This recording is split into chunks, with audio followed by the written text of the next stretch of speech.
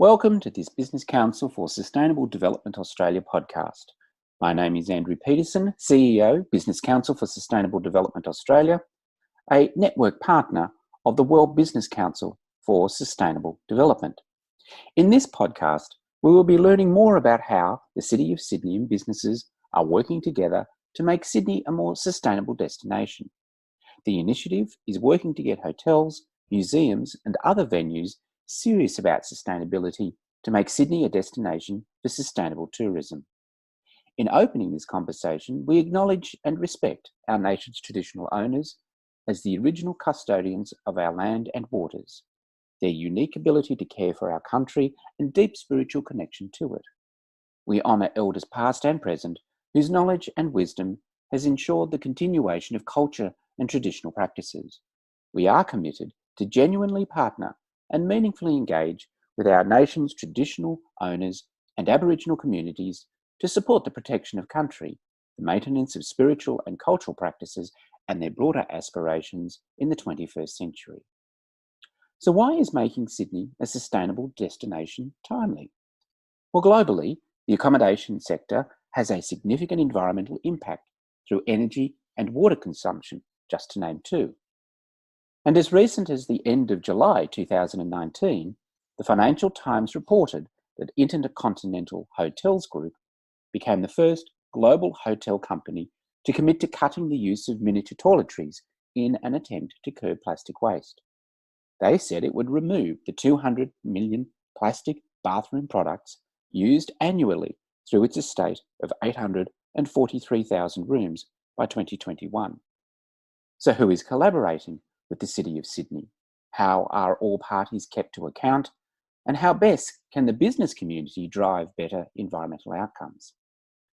Well, to answer those questions, I'm joined by Pip Harley, Sustainability Engagement Manager from the City of Sydney, and Gaylord Lamy, Sydney General Manager, Langham Hotel Sydney, from the Langham Hotel Hospitality Group, who will help me capture their insights into the what, the why, and how of this innovative plan and how it works for business and the community, as well as how it achieves the City of Sydney's goals of green, global, connected, and importantly, for the beautiful City of Sydney and for its people. So let's start with you, Pip. Tell us about the program and why it came about, how it aligns with the city's green agenda, and who's involved in it, and what are the desired outcomes from it. Okay. Well, in order to answer that question, I just need to zoom out a little bit because, like all good plans and strategies, it exists in a system, an ecosystem of other plans and strategies, if you like. So the City of Sydney has very ambitious environmental goals for our local government area that relates to environmental outcomes for the city. But the sort of headline one that we talk about a lot is that by 2030, we want the amount of carbon being emitted from our local government area to be 70% less than what we were emitting in 2006. As of last financial year, which is our most recent data, emissions were down 21%. That leaves 49% to be tackled over the next 12 years. And that's why we recently joined with over 900 other local government jurisdictions from across the globe to call a climate emergency. We need to find ways to bend the curve faster. So a few years ago, we undertook an exercise to understand where our environmental impact is coming from. And from this work, we landed on working with three key sectors across the city to make change happen. And this Making Sydney a Sustainable Destination plan is about the actions that all the players that are associated with accommodation, entertainment venues like Fox Studios, cultural institutions like the art galleries and museums, and event providers like the International Convention Centre Sydney can do to bring about the required change. And to give you a sense of scale on this and why this is such an important sector, over 14 million visitors come to Sydney every year, which makes Sydney Australia's largest accommodation market. But with that influx of people comes environmental impact. And this sector is currently responsible for 21% of the city's emissions, 40% of our drinking water, and 47% of the city's commercial waste, of which only 50% is currently sent for recycling. So even though we wrote this plan before the climate emergency declaration, it actually still has all the building blocks there. We've just got to find ways now to double down our efforts, all of us, and do these things faster and at a bigger scale, which really aligns with what the narrative that's being talked about globally. So the International Tourism Partnership put out a very important report last year that estimates that globally, the hotel sector must reduce its emissions by 66% by 2030 in order to help meet the Paris targets and to limit global temperature increases to less than 2 degrees. Pip, thanks for that. That's an important overview. Let's now deep dive into how the Sustainable Development Partnership Plan actually works. Yeah, okay. So what we have tried to do is look at the sector as a whole system to understand the interplay between all of the different actions outlined. And they all do interrelate in one or more ways. It's certainly not a linear process. But we can start with this area, which is where we need businesses and all levels of government to use their purchasing power to reward the businesses that are good environmental performers. And at the same time, we are supporting the industry to increase the skills and knowledge, not only in a technical capacity around how they can improve their operations, but also on the soft skills side in terms of people's ability to influence their stakeholders and to tell their story in a compelling way. Then to be ready for the increase in demand from these businesses and government, we are supporting the industry to make the required changes and to continually be looking at ways to improve the environmental performance of their operations. To set the flag on the hill and to overcome some of the really difficult challenges that no one player can solve on their own, we have established the Sustainable Destination Partnership, which you have already referred to. And this group of industry leaders have agreed to work together using the collective impact model to set targets, co-develop and test innovative solutions, and to ultimately establish what best practice tools look like for the rest of the industry to be able to follow faster. And then finally, we are out there recognising and promoting those businesses that are taking action to showcase what can be achieved and to inspire others to follow, and hopefully to use their purchasing power to reward the businesses that are good environmental performers, and so it goes on. So what role does the corporate, the commercial user play in all of this plan? Well, when we go out and speak to hotels and venues about how to improve the environmental performance of their operations, we are often met with the same response. We'll become more sustainable when our guests ask for it. So this makes corporate and leisure travel demand the critical driver to catalyse positive change. If we want the hotels and backpackers and event venues and art galleries and the opera house in our city to offer all their amazing services and experiences to us in a less impactful way, then we need to demand that of them. And businesses can do this through their annual accommodation request for proposal process. What we're striving for is a world where environmental performance is so transparent and accessible that as a business, you can make informed choices based on that factor. And then you're able to give your dollars to businesses that are performing the best within your other parameters. And this in turn helps the providers to build the business case for investing in energy and water efficiency, for reducing single-use items from their operations, and for managing the waste that they do produce in a better way. And I guess to put that really simply, the role for corporates is to create the market forces that will drive environmental performance improvement, not just profit. So that's interesting, because one of the challenges then is, how do you ensure that there is truth in the process? So what role, for example, does accreditation play in creating the value for both the providers and the users as part of the plan? Yeah, so businesses need a really easy mechanism to show providers what their expectations are. And third-party accredited environmental performance ratings are that mechanism, or can be that mechanism. So these three ratings, NABERS, Green Star Performance, and EarthCheck, are the main ones in use here in Australia, but there are certainly others globally. What these rating schemes are robust. They're based on actual performance. They require an external party to verify the data. They're benchmarked, and they are required to be renewed regularly. So one way of looking at it is that they're essentially a proxy for good management. If a business that you are considering has one of these ratings, then you can be assured that they're operating their business in a responsible and efficient way. They're monitoring where they use resources, how much they use, and they're developing and implementing a plan to improve that rating over time. So when does council expect to see some sort of momentum? And given that it's already commenced, what's the next phase from here for the plan? Yeah, well, so I guess the ask that we're really trying to hone in on today is about what corporates can do in this space. And I mentioned the market forces earlier, and so we know that this isn't something that's going to happen overnight. But this creating demand element of this change is so important. So the other issue is that we're going to need time for the market to catch up and for the ratings to come online. So the approach that we're proposing for corporates is a stepped approach, and it's all based around this annual request for proposal process.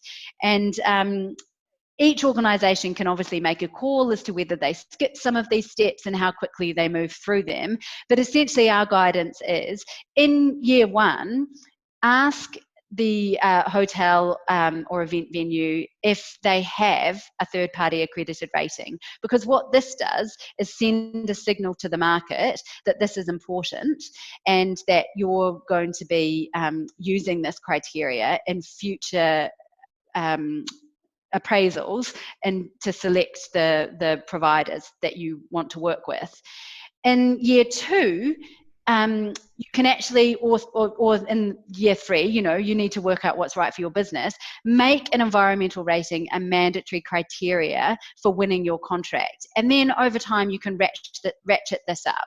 So in your third or fourth phase, make it a minimum rating, for example, 4 stars or 5 stars, the mandatory criteria for winning your contract. So it's very much a case of create a plan for yourself as a business and put that in place and execute it right through that business. So that's very, very helpful. Thank you, Pip. Let's now turn to one of the organisations that's actually been comprehensively involved in the plan from the outset. And it's the operator of one of Sydney's most luxurious hotels, that is the Langham in Sydney. And we're joined by the General Manager of the Langham Sydney, Gaylord Lamy. Gaylord, welcome, and tell us a bit about yourself and the Langham Hospitality Group. Thank you, Andrew. Good afternoon. Yes, so I have been with the Langham Hospitality Group for about 18 years now, and 3 of which with the Langham Hotel in Sydney, which has been a great assignment. But the Langham Sydney is a 5-star luxury boutique hotel located in a historic building within the Rocks area of Sydney on Kent Street. The hotel consists of 96 guest rooms, about 500 square meters of function space, a beautiful destination cocktail bar, and a newly opened 180-seat all-day dining room, as well as a spa and indoor swimming pool.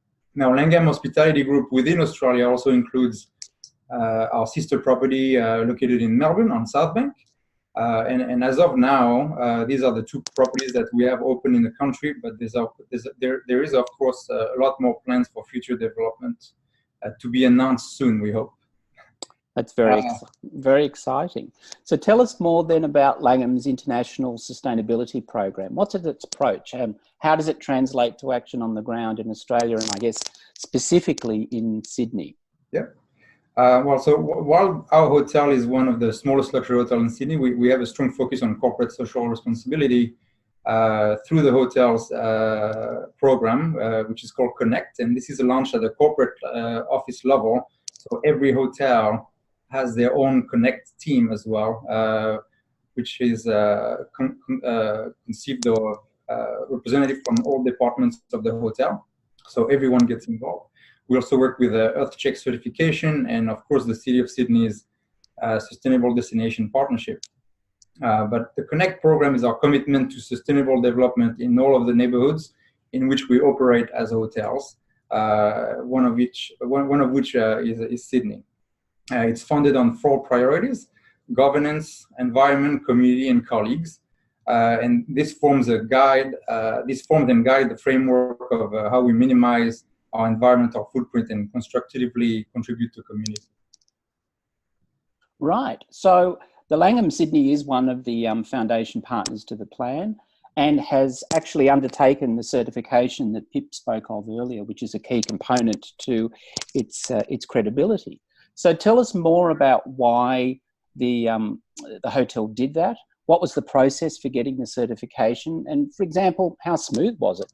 Was the preparation that you needed to take fairly easy or difficult? What information was necessary? And what value ultimately, because business needs to understand what the value is, did it provide to the hotel now that it has it? Well, not only does the hotel see a financial benefit from the reduction in our utilities, but it also helps us engage very actively with our colleagues and guests, which I'll go over a bit more later on. But the certification is really an ongoing thing we have going. So we started obviously at the bronze level with their check, and now we became silver certified.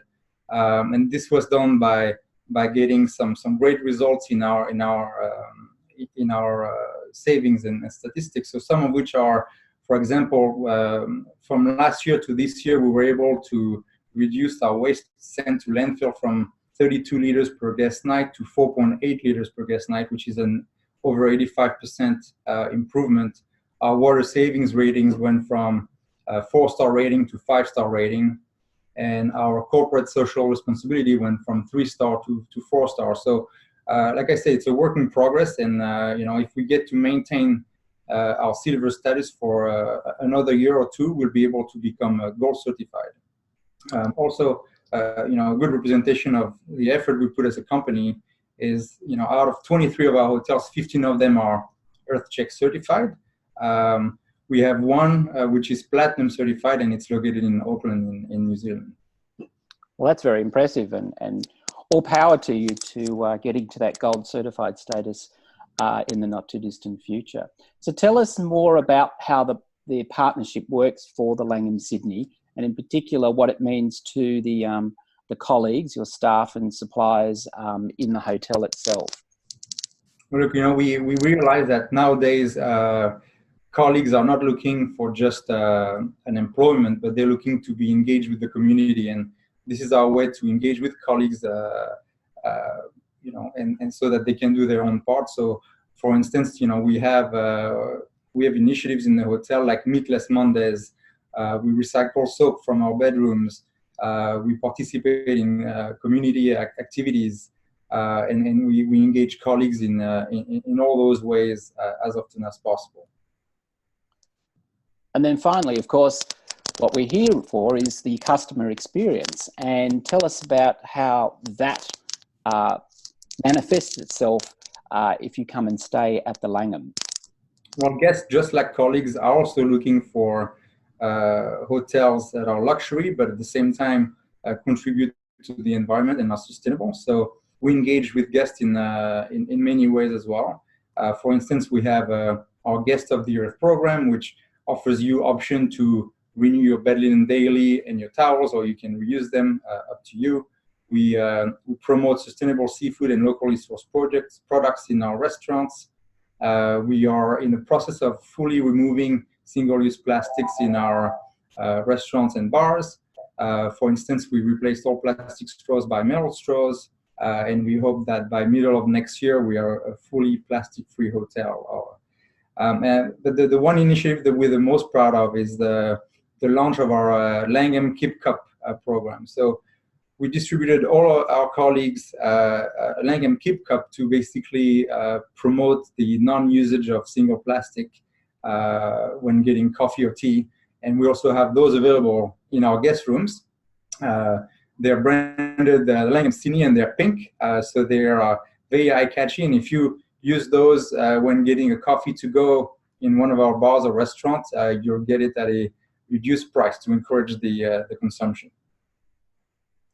Well, I love the fact that the pink is the new green. I think that is a statement for its time. So thank you very much, Gaylord, for that insight. Well, the corporate and leisure travel demand is the critical driver to catalyse positive change in the hotel sector. But how do you choose? You could actually correctly ask. Well, the good news is that whether you are a travel category manager in your business that's about to write your next hotel RFP, or you're just a dedicated leisure traveller looking to make a difference, the City of Sydney has now made the process simple. Their three-step process will help any business professional that's looking to embed sustainable procurement decision-making processes. Interested to know more? Well, you can actually download a guide called Why Choose Sustainable Accommodation, which is now available on the City of Sydney website. Or you can actually go to their dedicated website, which is www.sustainabledestinationpartnership.com.au. So thank you to Pip Harley, Sustainability Engagement Manager at the City of Sydney, and Gaylord Lamy, General Manager, the Langham of Sydney, for joining me today. And thank you for joining us. I'm Andrew Petersen from the Business Council for Sustainable Development Australia. Thank you and goodbye.